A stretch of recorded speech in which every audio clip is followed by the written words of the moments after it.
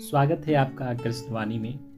हम सभी अपने क्षेत्र में टॉपर बनना चाहते हैं, अपने एग्जाम में टॉप करना चाहते हैं और इसके लिए हम लोग जी तोड़ मेहनत भी करते हैं। लेकिन टॉपर बनने में सबसे बड़ी प्रॉब्लम आती है कि हम जो पढ़ते हैं वो पढ़ा हुआ याद नहीं रह पाता। लेकिन वहीं हमारे कुछ दोस्त ऐसे भी होते हैं जो मात्र 10 दिन, 15 दिन, महीने दिन मेहनत करते हैं और आराम से एग्ज़ाम क्वालिफाई कर जाते हैं। तो प्रॉब्लम हमारी पढ़ाई में नहीं होता, प्रॉब्लम हमारी मेमोरी में होता है। तो आखिर क्या है वो 3 स्टेप्स जिसके माध्यम से आप भी अपने मेमोरी को बढ़ा सकते हैं। इस 3 ब्रेन एक्सरसाइज की मदद से आप जो भी पढ़ेंगे वो आपको याद रहेगा। तो आइए शुरू करते हैं। जो पहला स्टेप है वो है विजुअलाइजेशन, यानी कि आप जो भी पढ़े उसको विजुअलाइज करें। अब ये कैसे करना है?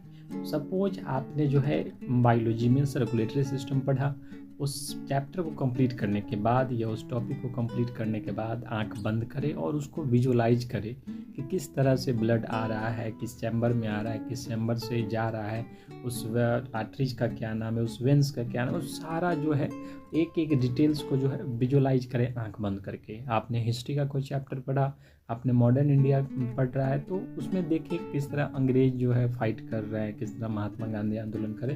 तो एक एक चीज़ को जो है विजुअलाइज करना शुरू करें हर टॉपिक के बाद। और जब आप इस तरह से विजुअलाइज करेंगे तब देखेंगे कि कई सारी चीज़ें जो है आपको ज़रूरत के समय याद आ रही है और बहुत सारी चीज़ें जो है आपके दिमाग में रहने लगेगी। सेकेंड स्टेप है हम लोग का टीचिंग।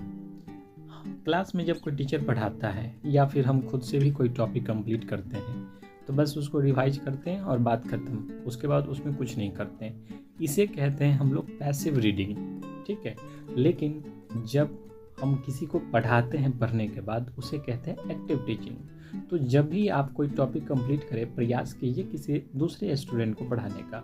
लेकिन आप कहेंगे कि अब रूम में आपको कहाँ मिलेगा स्टूडेंट, तो कोई बात नहीं, आप जब भी कोई टॉपिक कंप्लीट करें तो खुद को पढ़ाने का प्रयास करें। चैप्टर कंप्लीट करें और खुद को जो है एक अलग कागज़ पे खुद से प्रयास करें खुद को पढ़ाने का।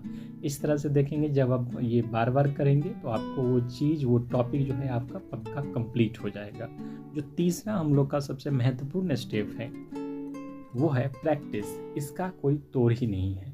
आप जितना प्रैक्टिस करेंगे उतना आपका वो पक्ष जो है मजबूत होता चला जाएगा, वो चैप्टर आपका मजबूत होता चला जाएगा। इसलिए जब भी यदि आप ऑनलाइनर एग्जाम की तैयारी कर रहे हैं, वनडे एग्जाम की तैयारी कर रहे हैं, एमसीक्यू एग्जाम की तैयारी कर रहे हैं, तो निश्चित आप जो मार्केट में टेस्ट वगैरह होंगे या आपके पास पहले से ऑलरेडी अवेलेबल होंगे उस टेस्ट सीरीज को ज़्यादा से ज़्यादा देने का प्रयास कीजिए। तो इस तरह से आप इस 3 स्टेप्स को फॉलो करके आप किसी भी एग्जाम में सफलता प्राप्त कर सकते हैं। आप मात्र 10 से 15 दिन इस बताए हुए तरीके से पढ़ के देखिए, आपको सारी चीज़ें जो है हमेशा दिमाग में रहेगी। और प्रैक्टिस का तो बहुत ही ज़्यादा महत्व है। प्रैक्टिस के बारे में कई बार भागवत गीता में चर्चा किया गया है। अभ्यास योग युक्तेन चेतसा नाग्यगामिना परम पुरुषा दिव्यम याति पार्थ्यानुचिंत्यम। O Partha, when you constantly engage your mind in remembering me with practice the supreme divine personality without deviating, you will certainly attain me। तो जब प्रैक्टिस से ईश्वर मिल सकते हैं तो आपको सफलता क्यों नहीं मिल सकती। तो प्रैक्टिस एक बहुत आधार स्तंभ है आपके सफलता का। और शेष 2 जो है निश्चित रूप से अपने स्टडी में शामिल करें और देखेंगे कि आपका पढ़ाई जो है कहाँ से कहाँ पहुँचेगा। बहुत सारी चीज़ें आपको एग्जामिनेशन हॉल तक याद रहेगी और आप अच्छा मार्क निकाल पाएंगे एग्जाम में।